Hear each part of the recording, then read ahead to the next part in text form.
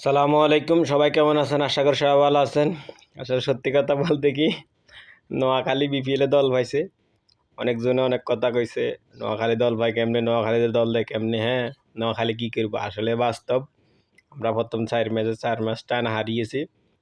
তো অনেকে দোষ দেয় অনেকের, হ্যাঁ, কমিটির, এই যে মালিক পক্ষের, এই যে আসলে কি কমু, সত্যি কথা বলতে কি খারাপ লাগে, খারাপ লাগার বিষয় যে এত কিছু করি, এত কষ্ট, এত পরিশ্রম, এত আলোচনা, এত কিছুর পরে আইলাম, নোয়াখালী দল পাইছে, কিন্তু কাম কিছু হইতেছে না বলতে ম্যাচ জিততে পারতেছি না।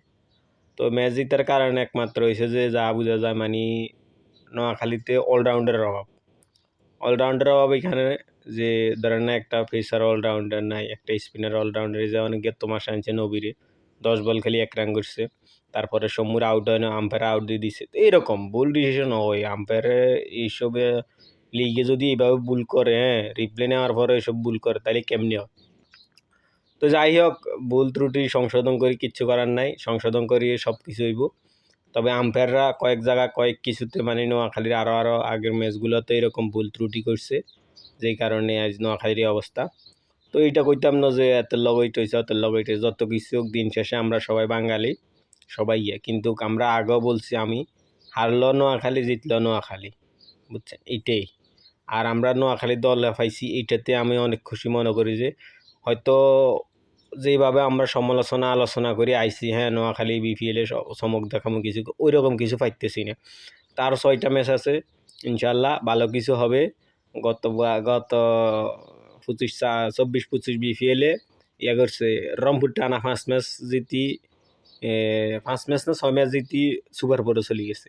আমাকেও আরও 6 ম্যাচ আছে, মনে কষ্ট নেবেন না, টানা জিতি সুপার ফোরে যাবো আমরা ইনশাল্লাহ, দোয়া করবেন। আর নোয়াখালীর মানুষে বা নোয়াখালীর ম্যানেজমেন্ট এবং কি ওদেরকে গালাগালি হালাহালি করে কোনো লাভ নাই। এটা খেলোয়াড়রা ভালো করব, ভালো ফল পাইব, এইটাই। আর একটা জিনিসের সমস্যা, এখন নোয়াখালীতে একটা ফেস অলরাউন্ডার হইতো ভালো হইতো।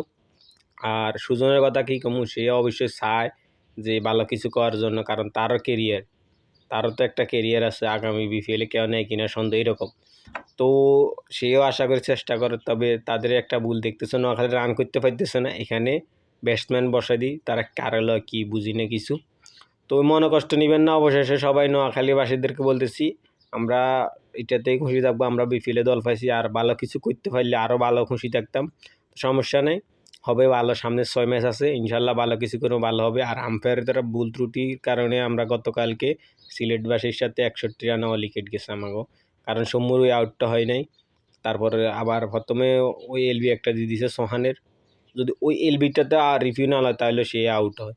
তো এটাই আসলে আম্পায়ারের ভুল, এগুলা সংশোধন করার দরকার। আরও কয়েকটা জায়গায় এরকম হয়েছে, আরও কয়েকটা ম্যাচে এরকম হয়েছে।